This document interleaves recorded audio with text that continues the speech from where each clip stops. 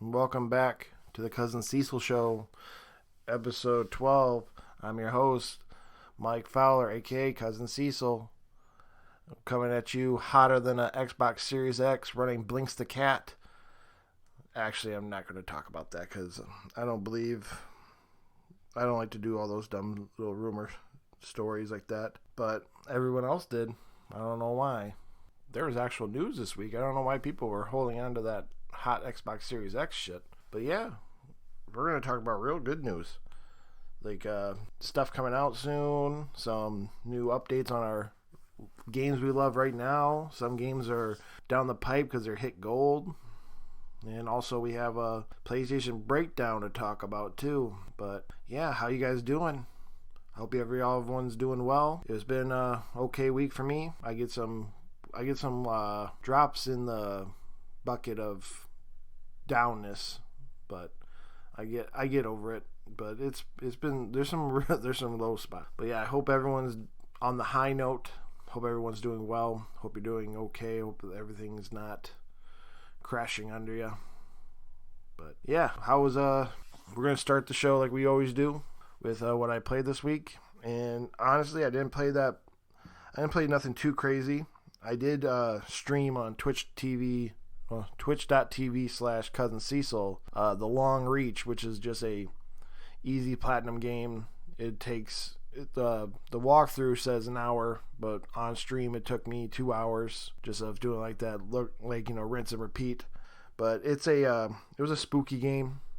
It's a pixelated 2D side scroller that has horror stuff and also really more psychological. Nothing really more to brag about it for, but yeah, I also played just a smidgen of the PlayStation Plus free game Need for Speed Payback because I was panicking because we're going to talk about it, but the trophy levels not improved, but they changed the trophy levels of PlayStation achievements and trophies. And one, apparently it was like, hey, you need to play a trophy and it might pop it. It might be able to get you to the next level so you can at least see what your new level is. Because that's what I like. I like the excitement of hearing this is what's going to be. Like, doing math and like, what's your new level and stuff. That's cool. But honestly, this week I also streamed a little bit of Rogue Company, which is that I think I've talked about it before, but it's a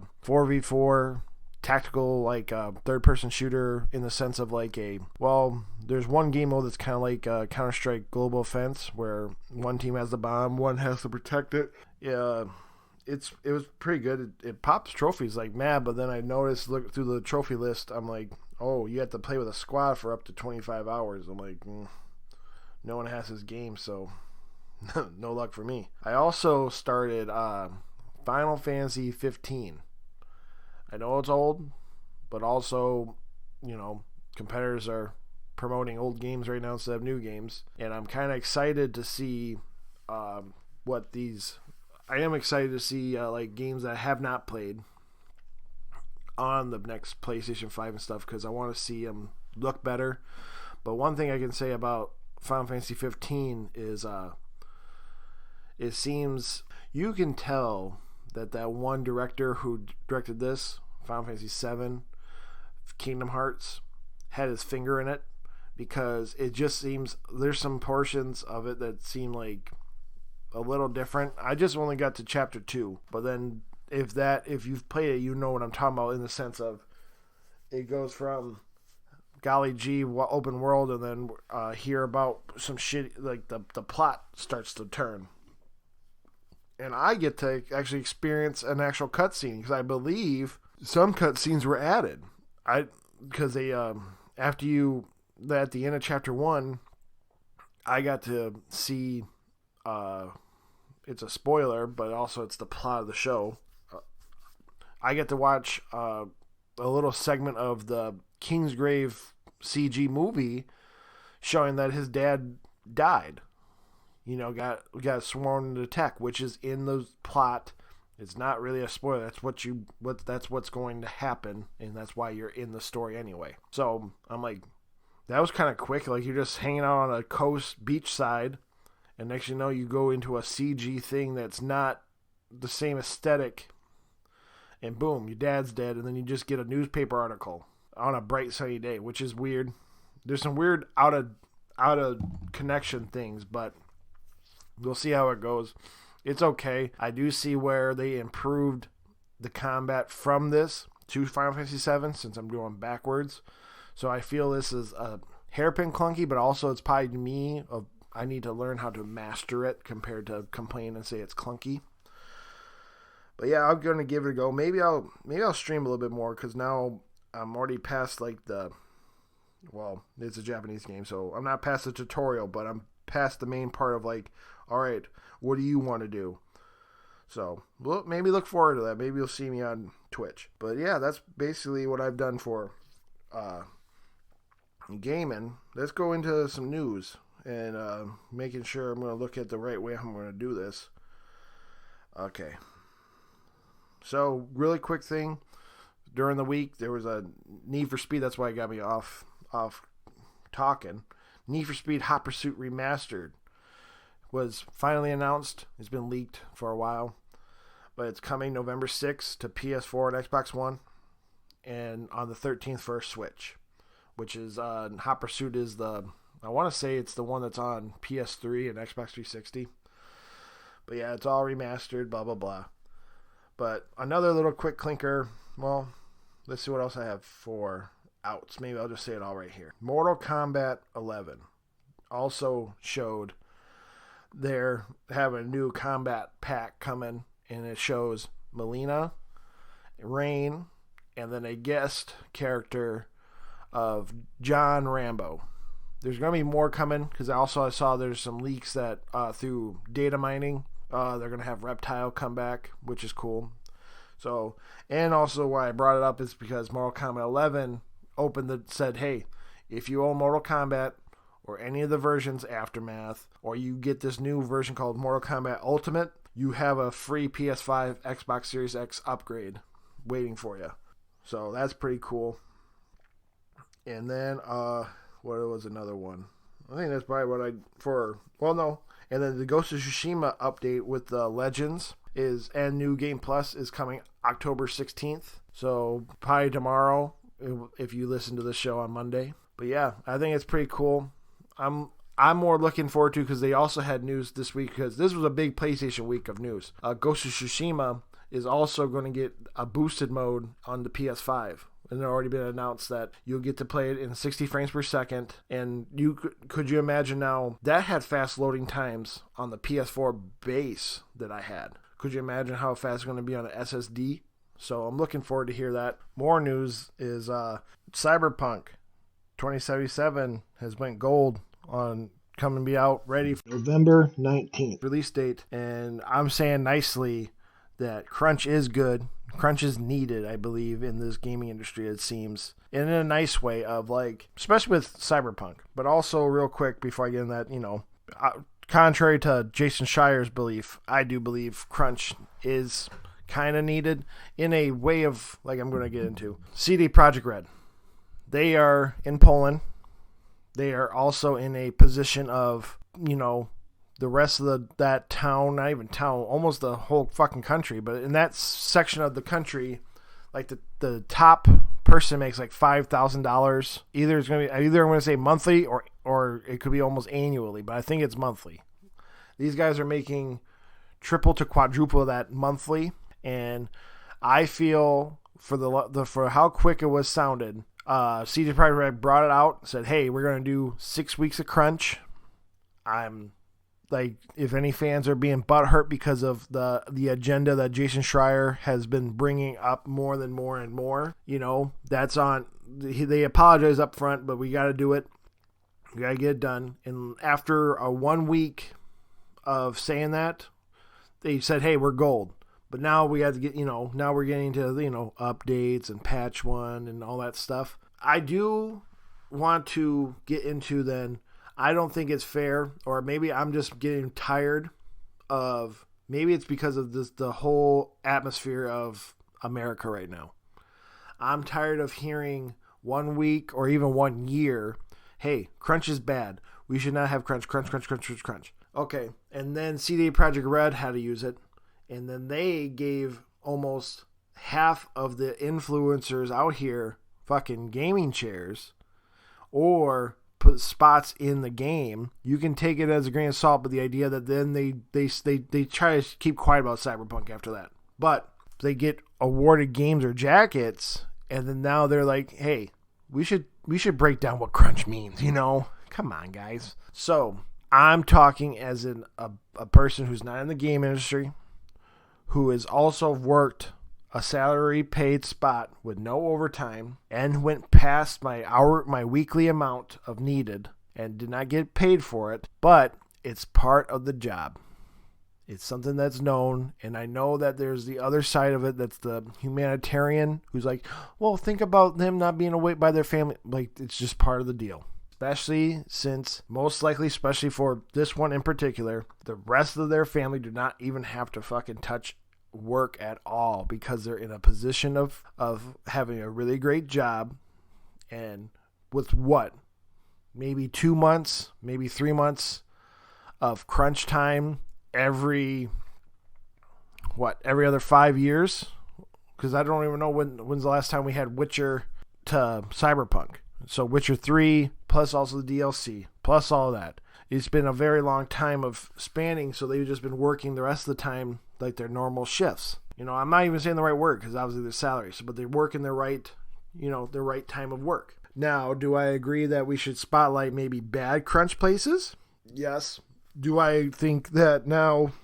I think the conversation should be, we should have companies have to do new contracts with their developers and say, hey, here we're going to make your new wage. Okay, you're going to make this much during regular business hours. Okay. If the company or the studio has to declare we have to do crunch, you're going to get this much now paid, because it's just overtime. People use the word crunch, like Jason Schreier, and he is very pro-union, which then gets into these weird, dumb things. And as a person who lives in the state of Michigan, who has heard the good and the very bad, nightmarish stories of what the UAW does with like the auto industry, unions are good, and then they're also bad. It matters on what side of the coin we're looking at. You know, it's good for workers, but also it benefits the workers in such a way that I've heard stories of, like, you know, people clocking in for people that weren't even there. But like that's a whole different, that's not gaming. But you know what I mean? I think now we just need to start opening up the thing that we're going to have a new contract table when we hire people. Or also, we're going to bring everybody into these HR buildings and say, hey, here's what we're going to do for pay. Just so you know, if we have to do crunch, we're going to try our best. And even like this, hey, we're going to give ourselves, we're going to have 3 months of crunch of a window. We don't have to use it all. But in 3 months, we're going to be possibly under crunch. Bang, bang, boom. And you're going to be paid this much. And also, if we, and also goes into these bonuses too. We're also going to show that we're making better bonuses. Now, since we're doing this new contract, the bonuses at the end of good sales, you're going to get this much too. So I think now we're just getting into the conversation. We just need to be doing more, showing that there's more contract talks happening. Crunch is not bad in a sense. If we understand what crunch means in the sense of, it's just, you got to work a little harder. You got to get to the finish line. Every other, there's a lot of jobs that would, dream to have like that kind of drive and understanding of like, this is what it means to have that push. All right. Off that subject, awesome that CG Project Red has gone gold. I'm looking forward to it. And also, I'm assuming that means there's going to have PS5 cases and Xbox Series X cases coming, but I'm looking forward to that versions, which totally doesn't matter since it's free upgrades. But on to a little quick snippet of they had an interview out there with Nicholas Doucette on Astro's Playroom, and he just kind of brought up that this is a free game that's on your PS5 right when you get it, and that free game has a 4 to 5 hour playtime, which is really sweet. They talked about there's 4 different worlds to jump around. It's a platformer. If you ever played, I think everybody should play Astro's VR missions, Astrobot VR missions. But the 4 worlds are going to be called like Cooling Resort, GPU Jungle, SSD Speedway, and then hopefully it's called Memory Sky. This was translated through like a robot talking about it. It's filled with collectibles and PlayStation tributes. There's time attack mode and apparently online ranking. So that's pretty sweet. And then I write my show notes during the week, like each day. So like if there's news on Monday about a movie, I put it in the same day, like when I write down everything. So I was looking down through it. So I want to keep the movie stuff after this part. But yeah, we're going to talk right now into the Sony teardown video, which they just disassembled a PS5, kind of like a psychopath does with a gun, like in the military. But some notes that we should look into. One, the white panels are very easily be able to pop off. You can take them off, and then I'm hoping, like everybody else is saying on the internet, please, Sony, I'll give you some money if you want to make some custom side panels of collector's editions. But also going through it, the PlayStation 5 stand has two options you can use it with. And one of them, if you want to have your PlayStation 5 vertical, you have to screw it in with a little screwdriver at the bottom. It's all and people on the internet of Xboxers were freaking out, making fun, even though their stand is installed, cannot be removed. So when you put it on the side, not saying that's the right way to put your Xbox One, but you'll have this dumb looking little circle of like that grippy bottom shit saying, yep, there's my stand I can't take off. But the PlayStation one, you can screw it. You have to screw it onto the bottom, or you can unscrew it and you can put it on the back side, and it hooks onto one of the white panels, and it doesn't need a screwdriver. And that's probably, I'm going to have my PlayStation 5 horizontal. And before we get that far into it, the PS5 is big. It's a big boy. It is, compared to the little Japanese guy that was doing it, it was on a table, and it was from his waist to almost to his chin of size of ratio of like, look, think about that, of him sitting on his chair.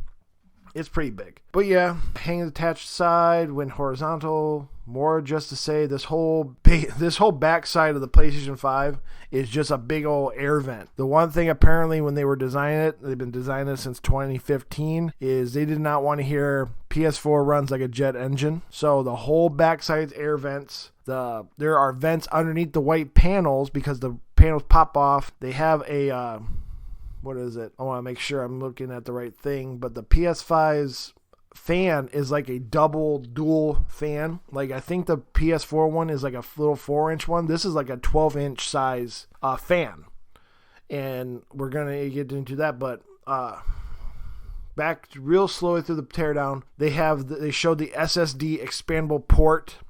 PS5 is going to use M2 format of SSD. It seems, besides the idea of you have to take the panel off and take off like maybe one more little hatch, it seems easy, especially if you were a PS4 owner that upgraded your hard drive before.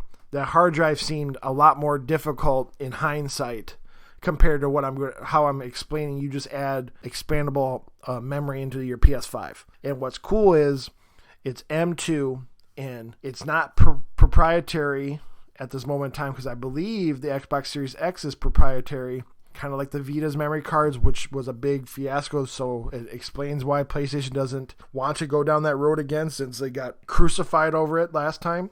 But apparently Xboxers are sucking Phil Spencer's toes right now and saying this is a great idea because it's so easy, because and that's the thing about it, which I'm kind of now respecting now. This silence of PlayStation, I'm okay with now. Seeing that every time they spoke, I saw a side tweet and everything from Xbox.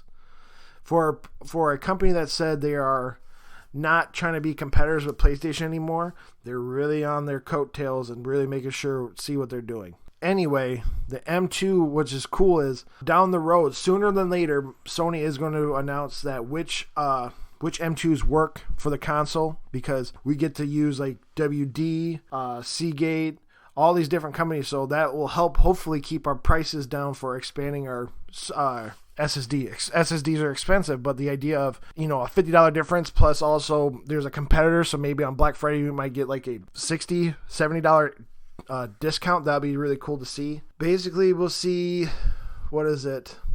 Changeable covers we've already got into. And all right. We're showed that we are using liquid metal cooling, which it took like 2 years to develop for the PS5 apparently. It looked kind of cool. I'm not a scientist.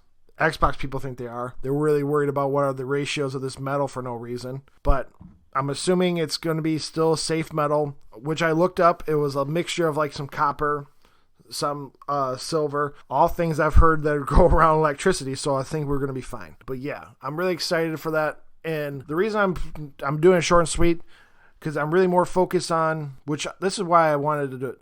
It was a 7-minute video. The only parts that you should worry about were maybe 1.5 to 2 minutes in. You can take off the hatches. There are 2 little ducts that for vacuuming, so you can take out dust, which was another big thing that was evolving with the PlayStation 4. And they had little small ones, but the idea of they designed it for us and also for them to not have to hear a fucking word from anybody, that it's not going to be great. And I'm very happy to hear about it. It looks awesome. I love the design. I don't know why people want these I want some collector's edition panels, but I want nice, flat, different colored ones. Everyone shows this one that's the Spider-Man one, but with an actual like a jeweled looking spider that comes off the panel. I'm like, you guys in a biker gang? You guys like keep it flat, keep it nice, because you're gonna put it at the bottom of your TV stand. Don't put it in a cubby. None of these consoles don't put it in no fucking cubby. They're gonna get too hot in there.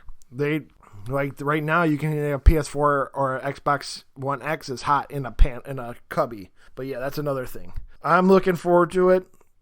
I'm doing this. By the time you hear it, it'll be 1 month from the PlayStation 5, about 28 days from Xbox Series X. So next gen's coming, boys.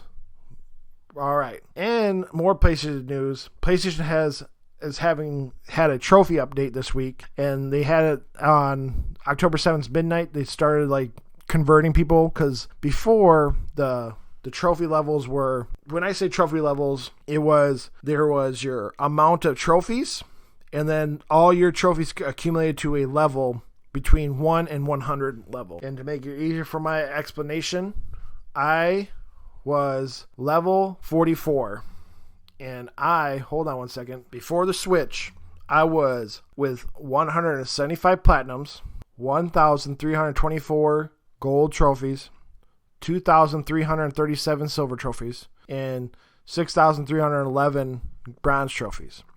All those together, in their weird math, accumulated up to, I was 74% of level 44, so 25% away from level 45. Now, with the new system, they've upgraded all of us to a level from level 1 to level 999. So, at my level, which I usually was, now my level gives me, it just boosted all of us up to a different type of upgrade. So, I'm at level 528 now, with 80% up to almost 529 trophy level. It's honestly just more, I guess they're upgrading it. I don't know exactly why they did it, besides, all right, reading into it, it seems like they're just trying to make a better carrot on a stick example for us, because I think we'll be able to see more of a progress compared to the older model, because like that. I was at level 44 for multiple months, and from the day that they switched it to today, I've already raised it from like let's say it was like at 67% from my next level. And today, like I said, I'm at 80%. So you've seen progress. I think they're just trying to show a better carrot on the stick. And with this, each one also gets a new badge, which is another part of the carrot. So level 1 through 299 is a bronze level trophy level. And now they actually have new icons for the little side next to that number, which will be shown on the PS5 since the PS4 doesn't show it yet. But 1 through 300 is bronze. 301 to 600 is silver. And 601 to 998 is gold levels of the trophy's new levels. It's just more badge of honor stuff. Totally irrelevant. It says it's more rewarding, but I think it's just about the idea that it progresses faster, so you can kind of get that little bit of shot of dopamine. They're like, oh, I'm going up to the next level. Boo, boo, boo. And then they have a platinum icon for level 999. Good luck on that. The only person I know that has that already is the guy who has the Guinness World Records of the most platinum trophies. If you're really that curious, besides knowing it's a carrot on a stick, Chalfie, You can wait for psnprofiles.com. They already sent out a little tweet saying that they are updating their website to show what each value is and everything, how it works, because it's still kind of, there's still smoke, needs to let it clear out before we get the real answers on it. And then more games came out to be gold, I forgot to say. Spider-Man Miles Morales is also gold. The Medium has gone gold, which is coming to Xbox in December. Bugsnax is out on PS5 launch, it was announced. And then also, another great thing about Sony, they also announced there are every single game that's not being able to play on PS5, which is only 10 games. And 3 of them are PSVR games, and the other ones are so irrelevant, you don't, like, the only one that's not, okay, Hitman Go is one of the games. I'm not going to take them all out, but Hitman Go is the only one that I say, like, man, that sucks. But today, when I'm recording this, I saw the developer of one of the VR games said all these games could be playable after a patch. So we're going to have probably 0 games not playable on PS4 after maybe next year, or at least by springtime. And then also, real quick, they also announced that save files are not a problem. Besides, it's a developer base by base thing, but you can transfer your saves from your PS4 through Wi-Fi, through the cloud, or like a hardline style, like, old school style. So all the silence, like I said, is now coming because we're getting closer to the finish line. It does stink that they let us have 3 weeks of silence of have us all contemplating bad shit, but yeah. It's awesome to hear that they're actually talking. And then also one little clinker of this whole thing is, apparently if you have the PS4 camera, keep it. If you have a PSVR, you need it, because apparently right now the PS5 camera does not run the PSVR. I do not know why. They have not explained it besides that you need to keep it, but they also are sending out free of charge adapters for your PS4 camera because it's a different setup. Because on the back of the PS5 with the teardown, it's all USBs minus, like, the network LAN line. So, and then before that, the camera was a proprietary, like, plug-in. But they're sending out free of charge adapters, which they've already said that part. They didn't explain why they were doing that for free of charge, but now it's because the PS5's camera, which is 1080p for some reason, can't run the PS5 or PSVR from PS4. I hope that's a patch. I hope maybe they're just covering their ass, like, here's an adapter, and then we're going to work on that later. They haven't said that, but I'm hoping they do. But yeah, that is awesome to hear some some things coming out, because it's been dark. It's been rough as a PlayStation fan, and hearing about all the shit going on with Xbox, but also at the same time, if I was an Xbox fan, no matter what, great.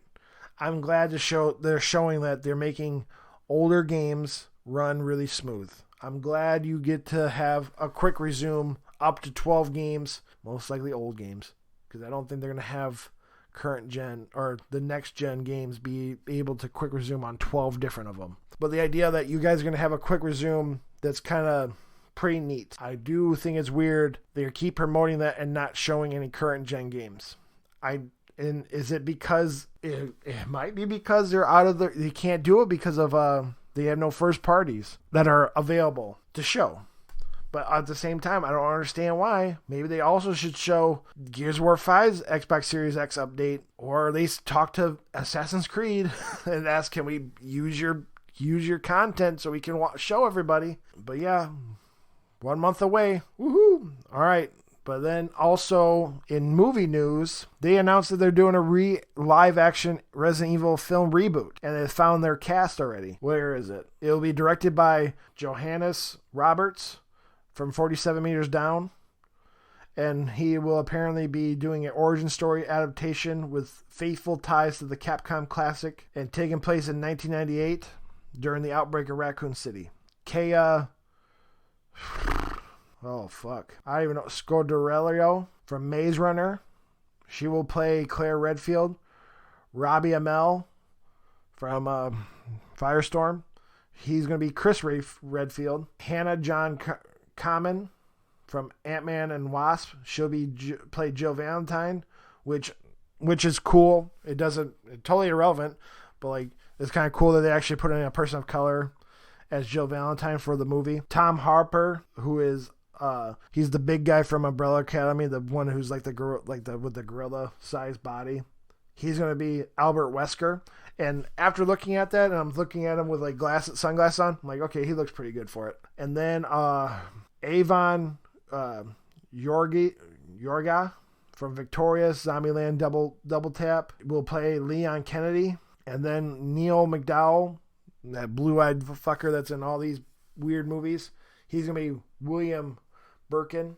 They're going to have a live-action movie, a CGI movie for Netflix, not CGI series for Netflix, a live-action series for Netflix. Like, Capcom is really on the Resident Evil train.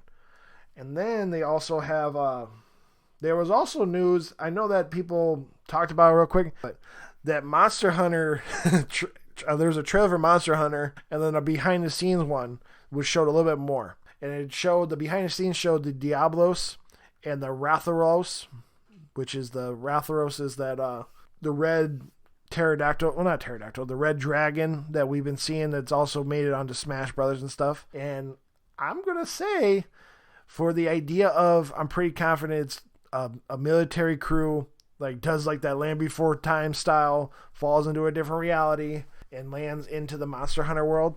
I don't think it's going to be it's going to be pretty good action wise. The story might be bullshit, but it didn't look that bad fighting the animals. So that might never be a Cousin Cecil hot pick, but it doesn't look that terrible. And then real quick before we get down into the end, Lumberjanes, which is a comic book created by Noelle Stevenson, is being developed for HBO Max for a series, animated series. Lumberjanes, I think they're on a different volume. Well, they have to be. But yeah, it's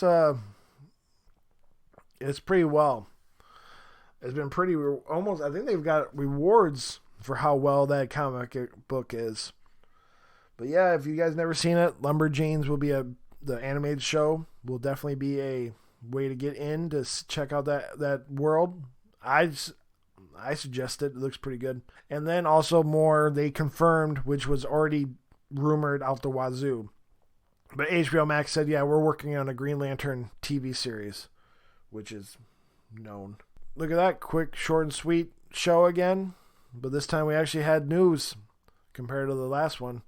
If you guys didn't, I apologize if you guys didn't like I just sent it out. I did a fuck it, send it, like Dan Marino last week. I was a little busy. We've been doing a lot of, well, I haven't, but I've been in the house with a lot of shower remodeling.